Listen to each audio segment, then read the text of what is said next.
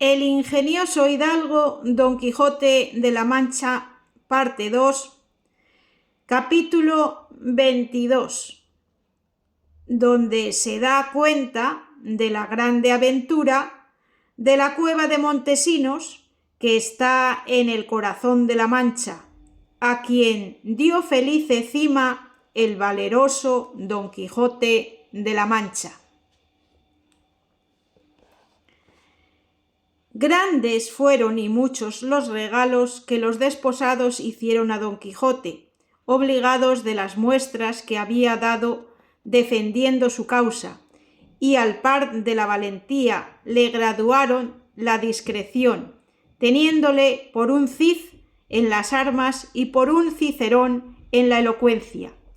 El buen Sancho se refociló 3 días a costa de los novios, de los cuales se supo que no fue traza comunicada con la hermosa Quiteria, el herirse fingidamente, sino industria de Basilio, esperando della el mesmo suceso que se había visto. Bien es verdad que confesó que había dado parte de su pensamiento a algunos de sus amigos para que el tiempo necesario favoreciesen su intención y abonasen su engaño.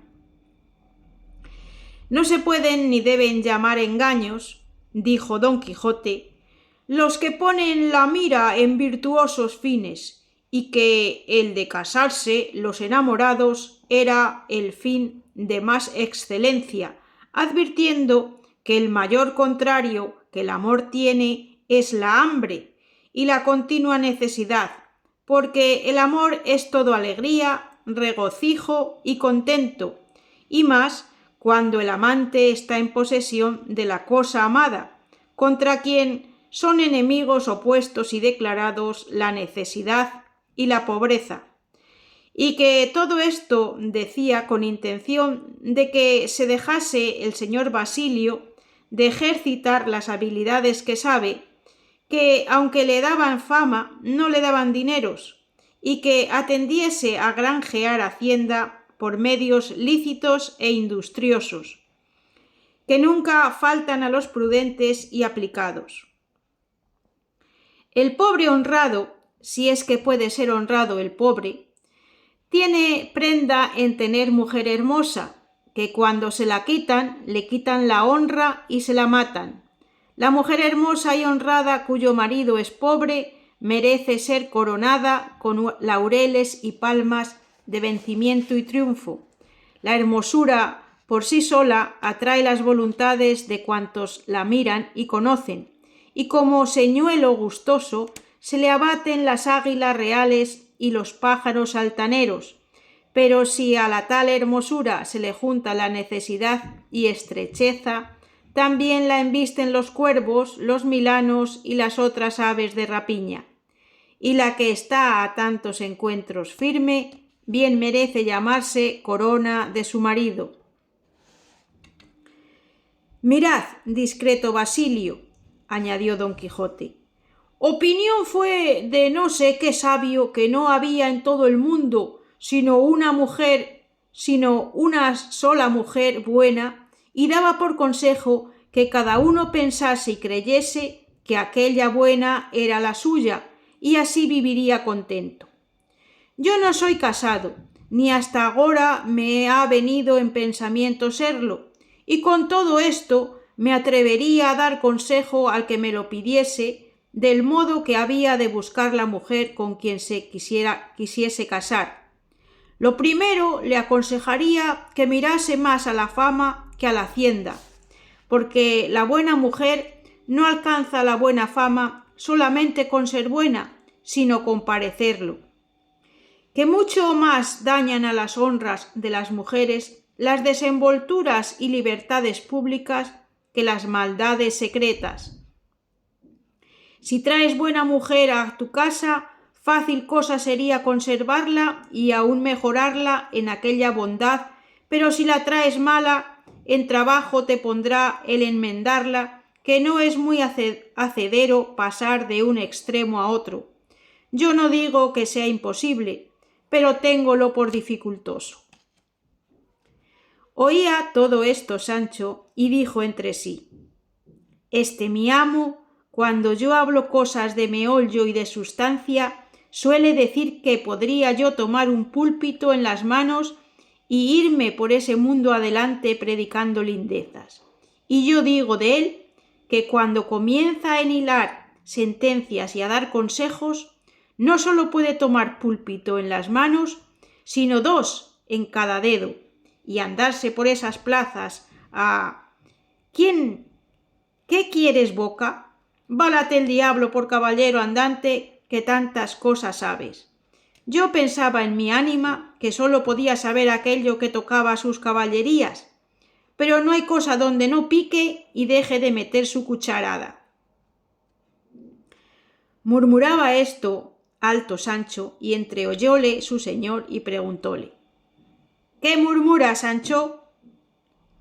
No digo nada ni murmuro de nada, respondió Sancho.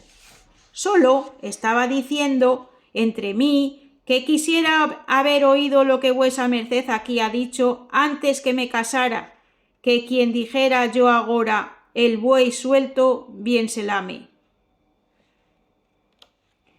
¿Tan mala es tu Teresa, Sancho? Dijo don Quijote. No es muy mala, respondió Sancho, pero no es muy buena, a lo menos no es tan buena como yo quisiera. Mal hace Sancho, dijo don Quijote, en decir mal de tu mujer, que en efecto es madre de tus hijos. No nos debemos nada, respondió Sancho, que también ella dice mal de mí cuando se le antoja, especialmente cuando está celosa, que entonces súfrala el mismo Satanás. Finalmente, 3 días estuvieron con los novios, donde fueron regalados y servidos como cuerpo de rey. Pidió don Quijote al diestro licenciado le diese una guía que le encaminase a la cueva de Montesinos, porque tenía gran deseo de entrar en ella y ver a ojos vistas si era verdadera las maravillas que de ella se decían por todos aquellos contornos. El licenciado le dijo que le daría a un primo suyo, famoso estudiante y muy aficionado a leer libros de caballería, el cual con mucha voluntad le pondría a la boca de la mesma cueva y le enseñaría las lagunas de Ruidera, famosas asimismo en toda la Mancha y aun en toda España. Y díjole, era mozo que sabía hacer libros para imprimir y para dirigirlos a príncipes. Finalmente, el primo vino con una pollina preñada, cuya albarda cubría un gallado tapete o arpillera. Ensilló Sancho a Rocinante y aderezó el rucio, proveyó sus alforjas, a las cuales acompañaron las del primo, asimismo bien proveídas, y encomendándose a Dios y despidiéndose de todos, se pusieron en camino, tomando la derrota de la famosa cueva de Montesinos. En el camino preguntó don Quijote al primo de qué género y calidad eran sus ejercicios, su profesión y estudios. A lo que él respondió que su profesión era ser humanista, sus ejercicios y estudios componer libros para dar a la estampa, todos de gran provecho y no menos entretenimiento, para la República, que el uno se intitulaba el de las libreas, donde pinta 703 libreas con sus colores, motes y cifras, de donde podían sacar y tomar las que quisieran en tiempo de fiestas y regocijos los caballeros cortesanos, sin andarlas mendigando de nadie, ni lambicando, como dicen, el cerbelo por sacarlas conformes a sus deseos e intenciones. Porque doy al celoso, al desdeñado, al olvidado y al ausente las que les convienen, que les vendrán más justas que pecadoras. Otro libro tengo también a quien he de llamar Metamorfóseos o Ovidio español, de invención nueva y rara, porque en él, imitando a Ovidio, a lo burlesco, Pinto quién fue la Giralda de Sevilla y el Ángel de la Magdalena, quién el Caño de Venciguerra de Córdoba, quiénes los toros de Guisando, la Sierra Morena, las fuentes de Leganitos y Lavapiés en Madrid, no olvidándome del Piojo, de la del Caño Dorado y de la Priora, y esto con sus alegorías, metáforas y translaciones, de modo que alegran, suspenden y enseñan a un mismo punto. Otro libro tengo que le llamo Suplemento a Virgilio Polidoro, que trata de la invención de las cosas, que es de grande erudición y estudio, a causa que las cosas que se dejó de decir Polidoro, de gran sustancia, las averiguo yo y las declaro por gentil estilo. Olvidósele a Virgilio de declararnos quién fue el primero que tuvo catarro en el mundo y el primero que tomó las unciones para curarse del morbo gálico. Y yo lo declaro al pie de la letra y lo autorizo con más de 25 autores, porque vea vuesa merced si he trabajado bien y si ha de ser útil el tal libro a todo el mundo. Sancho, que había estado atento a la narración del primo, le dijo: «Dígame, señor, así Dios le dé buena manderecha en la impresión de sus libros. ¿Sabríame decir que sí sabrá, pues todo lo sabe, quién fue el primero que se rascó en la cabeza? Que yo para mí tengo que debió de ser nuestro padre Adán». «Sí sería», respondió el primo, «porque Adán no hay duda, sino que tuvo cabeza y cabellos, y siendo esto así, y siendo el primer hombre del mundo, alguna vez se rascaría». «Así lo creo yo», respondió Sancho, «pero dígame ahora, ¿quién fue el primer volteador del mundo?» «En verdad, hermano», respondió el primo, «que no me sabré determinar por ahora hasta que no lo estudie. Yo lo estudiaré en volviendo a donde tengo mis libros y yo os satisfaré cuando otra vez nos veamos, que no ha de ser esta la postrera». «Pues mire, señor», replicó Sancho, «no tome trabajo en esto, que ahora he caído en la cuenta de lo que le he preguntado. Sepa que el primer volteador del mundo fue Lucifer, cuando le echaron o arrojaron del cielo, que vino volteando hasta los abismos». «Tienes razón, amigo», dijo el primo. Y dijo Don Quijote: «Esa pregunta y respuesta no es tuya, Sancho, a alguno la has oído decir». «Calle, señor», replicó Sancho, «que a buena fe que si me doy a preguntar necedades y responder disparates, no he menester yo andar buscando ayuda de vecinos». «Más has dicho, Sancho, de lo que sabes», dijo Don Quijote, «que hay algunos que se cansan en saber y averiguar cosas que después de sabidas y averiguadas no importan un ardite al entendimiento ni a la memoria». En estas y otras gustosas pláticas se les pasó aquel día y a la noche se albergaron en una pequeña aldea, donde el primo dijo a Don Quijote que desde allí a la cueva de Montesinos no había más de 2 leguas y que si llevaba determinado de entrar en ella era menester proveerse de sogas para atarse y descolgarse en su profundidad. Don Quijote dijo que aunque llegase al abismo había de ver dónde paraba, y así compraron casi 100 brazas de soga, y otro día a las 2 de la tarde llegaron a la cueva, cuya boca es espaciosa y ancha, pero llena de cambroneras y cabrahigos, de zarzas y malezas, tan espesas y intrincadas que de todo en todo la ciegan y encubren. En viéndola se apearon el primo, Sancho y Don Quijote, al cual los dos le ataron, luego fortísimamente con las sogas, y en tanto que las fajaban y ceñían, le dijo Sancho: «Mire vuesa merced, señor mío, lo que hace. No se quiera sepultar en vida y no se ponga donde parezca frasco, que le ponen a enfriar en algún pozo. sí que a vuesa merced no le toca ni atañe ser el escudriñador de esta, que debe de ser peor que mazmorra. Ata y calla, respondió don Quijote, que tal empresa como aquesta, Sancho amigo, para mí estaba guardada. Y entonces dijo el guía: suplico a vuesa merced, señor don Quijote, que mire bien y especule con 100 ojos lo que hay allá adentro. Quizá habrá cosas que las ponga yo en el libro de mis transformaciones. En manos está el pandero, que le sabrán bien tañer, respondió Sancho Panza.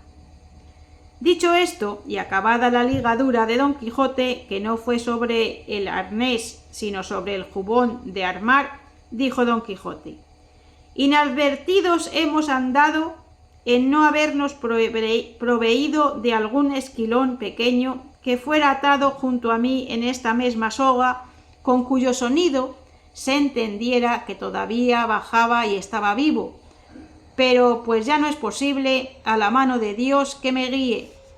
Y luego se hincó de rodillas y hizo una oración en voz baja al cielo, pidiendo a Dios le ayudase y le diese buen suceso en aquella al parecer peligrosa y nueva aventura, y en voz alta dijo luego: oh señora de mis acciones y movimientos, clarísima y sin par Dulcinea del Toboso, si es posible que lleguen a tus oídos las plegarias y rogaciones desde tu venturoso amante, por tu inaudita belleza te ruego las escuches, que no son otras que rogarte no me niegues tu favor y amparo, ahora que tanto le he menester. Yo voy a despeñarme, a empozarme y a hundirme en el abismo que aquí se me representa, solo porque conozca el mundo que si tú me favoreces, no habrá imposible a quien yo no acometa y acabe.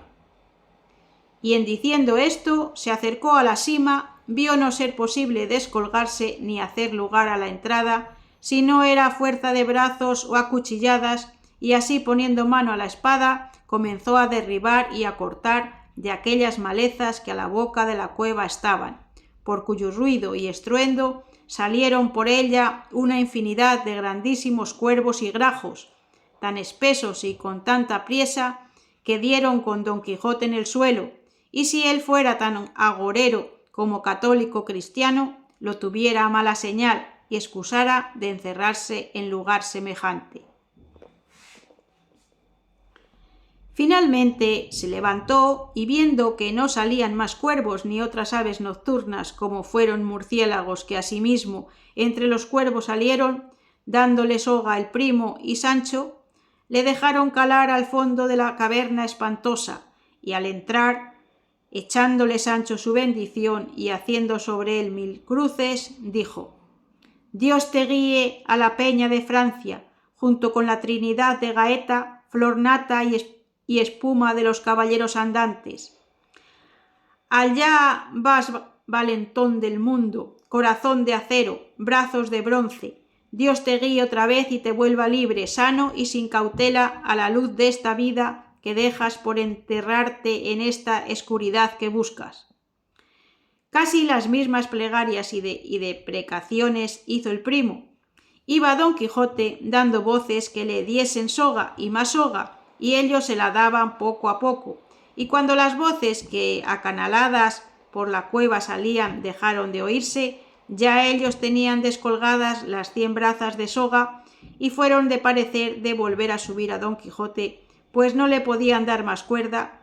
Con todo eso se detuvieron como media hora, al cabo del cual espacio volvieron a recoger la soga con mucha facilidad y sin peso alguno, señal que les hizo imaginar que don Quijote se quedaba dentro, y creyéndole así, Sancho lloraba